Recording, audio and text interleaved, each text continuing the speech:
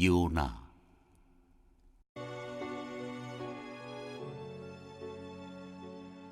요나를 모르는 사람은 없습니다. 성경을 한 번도 읽어보지 않은 사람도 고래 이야기를 운운하며 우스갯소리를 할 만큼 요나를 알고 있습니다. 그 정도로 요나 이야기는 우리에게 친숙하고 재미있는 측면이 있습니다.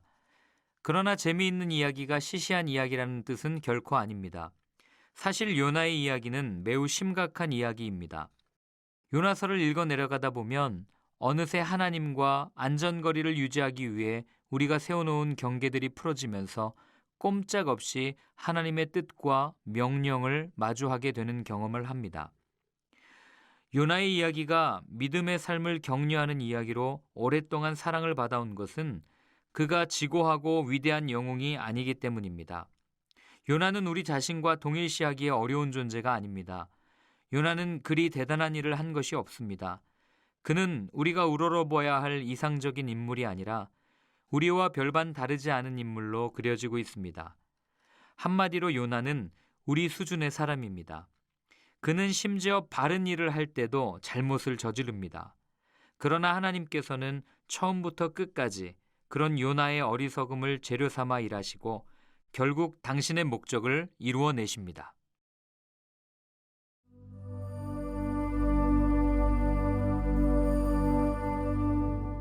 1장. 요나가 하나님을 피해 달아나다.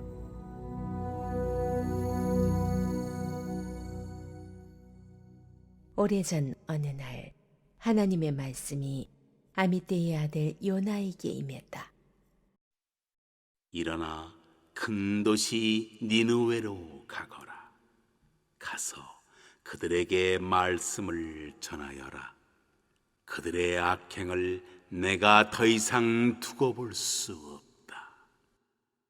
그러나 요나는 일어나서 하나님을 피해 다른 방향인 다시스로 달아났다.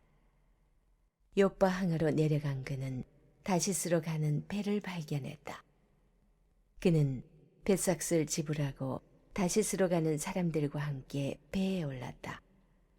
하나님에게서 최대한 멀리 달아나려는 것이었다. 하나님께서 바다에 거대한 폭풍을 보내셨다. 집채만한 파도가 일어났다. 배가 당장이라도 산산조각 날 것 같았다. 선원들은 공포에 사로잡혀 저마다 모시는 신들에게 필사적으로 도움을 청하며 소리를 질러댔다. 그들은 배의 무게를 줄이기 위해 배에 실었던 물건 전부를 바다에 던졌다. 그 와중에 요나는 배 밑창에 내려가 잠을 자고 있었다. 그는 아주 깊이 잠들어 있었다. 선장이 그에게 와서 말했다. 아니 지금 뭐 하는 거요? 잠을 자고 있다니. 일어나서 당신의 신에게 기도하시오. 어쩌면 당신의 신이 우리가 처한 곤경을 보고 우리를 구해줄지도 모르지 않소. 그러자 선원들끼리 말했다. 한번 진상을 파헤쳐 봅시다. 이 배에 탄 사람들 중에 누가 이 재앙을 불러왔는지 제비를 뽑아 알아보는 게 어떻겠소? 그들이 제비를 뽑으니 요나가 걸렸다. 그들이 요나에게 다그쳐 물었다. 어서 털어놓으시오. 대체 무엇 때문에 이 재앙이 일어난 거요? 당신은 뭐 하는 사람이며 어디서 왔소? 어느 나라 어느 가문 출신이요? 요나가 대답했다. 나는 히브리 사람입니다. 바다와 육지를 창조하신 하늘의 하나님을 예배하는 사람이요. 그 말에 흠칫 놀란 선원들은 겁에 질려 말했다. 대체 당신은 무슨 일을 저지른 거요? 요나가 이야기를 들려주자 선원들은 그가 하나님을 피해 달아나는 중이라는 사실을 알게 되었다. 그들이 말했다. 이 폭풍을 가라앉히려면 우리가 어떻게 해야 되겠소? 바다가 거칠게 날뛰고 있었다. 요나가 말했다. 나를 들어 바다에 던지시오. 그러면 폭풍이 멈출 겁니다. 모두 내 잘못 때문이요. 내가 이 폭풍의 원인이니 나를 없애면 폭풍도 사라질 것이오. 그러나 그것은 안 될 말이었다. 그들은 어떻게든 해변으로 노를 저어 돌아가려고 애썼다. 하지만 배는 한치도 더 나아가지 못했다. 폭풍은 점점 더 거칠고 광포해졌다. 그러자 그들은 하나님께 기도했다. 하느님, 이제가 살아온 삶 때문에 우리를 죽이지 말아 주십시오. 이자를 죽인다고 해서 우리를 벌하지 말아 주십시오. 주는 하나님이시니 주께서 가장 좋게 여기시는 대로 행해 주십시오.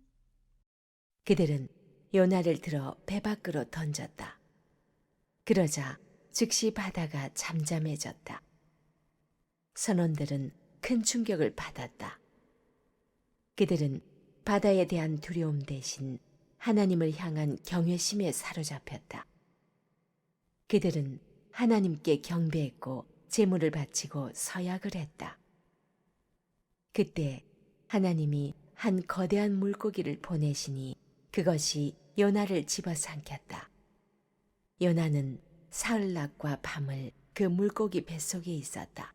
1절 3절 요나서는 아미떼 아들 요나에게 임한 여호와 말씀으로 시작합니다. 열왕기하 14장 25절 이하에 따르면 요나는 가드헤벨 출신으로서 북이스라엘 여로보암 2세 주전 793년에서 753년 사이 재위한 여로보암 2세 당시 활동한 여호와의 종이자 선지자였습니다. 그는 하나님이 이스라엘을 긍휼히 여겨 여로보암 2세를 통해 이스라엘 땅을 넓혀 주실 것을 예언했고 그 예언은 그대로 이루어졌습니다.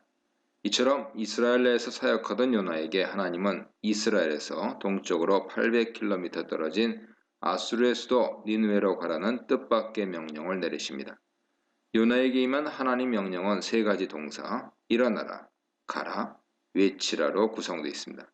먼저 일어나라 하는 명령은 이제 하나님으로부터 임무를 받아 바로 행동을 개시하라는 뜻입니다. 둘째, 가라는 명령은 목적지가 니느웨라는 것과 이 성이 큰 성읍임을 알리고 있습니다. 성이 크다는 말은 면적뿐만 아니라 백성 수도 많아서 하나님께 중요한 도시임을 암시하죠. 셋째, 니느웨를 향하여 외치라 하는 명령에서 향하여는 방향이나 선포 대상을 나타내는 단어가 아니라 니느웨에 대한 태도, 즉 그 성읍에 대항하여 against, 대항하여 경고하라는 뜻입니다. 하나님이 요나를 니느웨에 보내시는 이유가 그들의 악독이 하나님 앞에 올라왔기 때문이었으므로 하나님이 요나에게 선포하라 명하신 내용은 니느웨 사람들의 죄악을 고발하고 심판을 경고하는 것임을 짐작할 수 있습니다. 여기서 악독이 하나님 앞에 올라왔다는 표현은 니느웨 사람들의 악행으로 괴로움 당하는 자들의 울부짖는 소리가 하나님께 들렸다는 의미로 이해할 수 있습니다. 하나님 명령의 요나는 일어났습니다. 그러나 요나가 일어난 행동은 하나님 명령을 거역하기 위한 첫 단계였습니다. 그는 니느웨의 반대 방향이며 이스라엘에서 서쪽으로 약 4,000km 떨어진 곳에 위치한 다시스로 도망가려 했습니다. 그래서 갈릴리 나사렛 근처인 고향 가드헤벨을 떠나 예루살렘 북서쪽에 위치한 요빠 항구로 내려갔죠. 그리고 다시스로 가는 배를 찾아 뱃삭스를 지불하고 배 안으로 내려갔습니다. 번역에는 배에 올랐다 이렇게 되어 있죠. 니느웨로 올라가야 하는데 정반대 목적지를 향해 항구로 내려가고 바다에 떠있는 배 안으로 내려감으로써 요나는 하늘에 계신 하나님의 면전으로부터 멀리 도망하는 데 성공한 것처럼 보입니다. 요나는 왜 니느웨에 가기를 꺼려했을까요? 여로보암 2세 당시 이스라엘은 번영을 누렸지만 아합 때 아수르 살마네셀 3세와의 전투를 시작으로 예후와 요아스 때에는 아수르에게 조공을 바치게 되는 등 이스라엘에게 있어서 아수르는 위협 세력이었습니다. 그런 상황에서 더구나 아수르에 전할 하나님 메시지가 나훔서에서처럼 아수르의 확실한 멸망 예고가 아니라 다른 선지서처럼 심판을 선포하면서도 회개를 종용하는 내용이었을 터이므로 요나는 그곳에 가고 싶지 않았을 것입니다. 4절로 5절 중반절입니다. 요나가 하나님 명령에 순종하지 않고 도망하자 하나님은 바다에 큰 바람을 던지셨습니다. 내리시메로 번역됐죠. 폭풍을 일으키심으로써 요나를 뒤쫓으십니다. 대풍으로 인해 배가 부서지려 하자 사공들은 두려움에 떨며 각자 자기의 신에게 소리쳐 울부짖었습니다. 이런 행동은 그들이 다양한 신을 섬기는 이방인이며 그 신이 바다와 폭풍을 다스리고 사람의 생사를 주관한다고 믿었음을 보여줍니다. 신에게 절규하지만 그 외에 신의 노여움을 달랠 다른 행동을 하지는 않은 것으로 보아 상황이 그만큼 위급하고 다급했음을 짐작할 수 있습니다. 그 대신 그들은 배가 가라앉지 않도록 짐들을 바다에 버렸습니다. 이처럼 목숨을 부지하기 위해 사람으로서 할 수 있는 모든 방법을 다 동원했습니다. 5절 하반절로 16절입니다. 대풍 속에서 아등바등하는 갑판의 무리의 모습을 뒤로하고 5절 하반절에서는 초점이 요나에게로 향해 있습니다. 요나는 하나님으로부터 도망하려고 욥바로 내려갔고 배에 내려갔으며 배 안에서도 미층으로 내려가서 영적으로 육적으로 하나님으로부터 최대한 멀리 떨어져 있었습니다. 그리고 거기서 코를 골고 잘 정도로 깊은 잠에 빠졌습니다. 선장은 세상 모르고 자고 있는 요나를 발견하고 어찌 자고 있느냐 일어나 네 신에게 외치라 하며 혹 요나의 신이 그들을 멸망치 않게 할 수도 있다고 채근합니다. 선장의 일어나라 외치라 하는 명령은 놀랍게도 앞서 하나님 명령에 쓰인 세 단어 중 두 단어죠. 요나는 선장의 말을 들으며 하나님 명령을 떠올렸을 수 있습니다.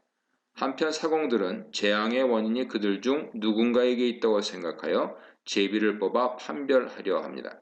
제비는 요나에게 뽑혔고 그들은 요나에게 이 재앙의 원인이 무엇인지, 그의 직업, 고향, 국적, 민족이 어떻게 되는지 캐묻습니다. 이런 질문은 사공들이 요나의 외적인 모습에서 국적이나 민족을 짐작하기 어려웠음을 보여줍니다. 가나안 땅에 이미 여러 민족들이 섞여 살았고 사공들은 다시스 쪽으로 왕래하는 무리였으므로 가나안 민족만이 아니라 다른 지역 백성들도 그 중에 있었을 것입니다. 요나는 자신이 히브리 사람이며 바다와 육지를 창조하신 여호와라는 하늘의 신을 경외하는 자라고 설명했습니다. 또한 그 신으로부터 도망 중이라고 실토했습니다. 배에 탄 무리는 폭풍이 일어났을 때 두려워했으나 이제 요나의 신이 불순종한 자를 어떻게 다루는지 듣고 큰 두려움을 느꼈습니다. 요나는 폭풍의 원인이 자신이므로 자기를 들어 바다에 던지면 폭풍이 멎을 것이라고 설명합니다.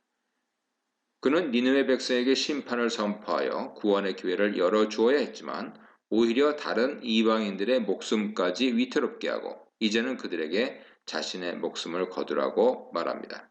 사공들은 요나를 바다에 던져 죽이면 하나님이 자신들을 벌할까 두려웠습니다. 그래서 요나의 요구를 듣고도 거세지는 폭풍을 뚫고 노를 저어 배를 육지로 돌리려 했습니다. 그러나 폭풍이 잦아들지 않자 이제는 요나를 바다에 던지는 것이 자기들의 뜻이 아니라 하나님의 뜻임을 언급하면서 여호와께 자기들의 무죄함을 호소합니다.